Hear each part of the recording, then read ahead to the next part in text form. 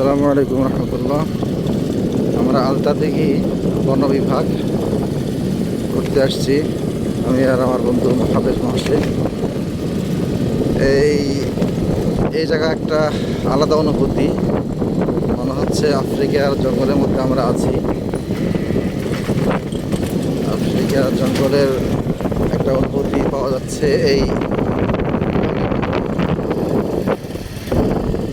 অনেক গাছগাছালি দেখতে পাচ্ছেন, জঙ্গল, বিশাল বিশাল জঙ্গল। দিনের বেলা আসাটা অনেক ভয়ঙ্কর মতো, রাত্রে মানুষ যাতায়াত করে কীভাবে আল্লাহ জানে। কি বড় জঙ্গল, হচ্ছে আফ্রিকার জঙ্গল, বিশাল বিশাল গাছ, অনেক গাছ, বেত গাছ অনেক। এরপরে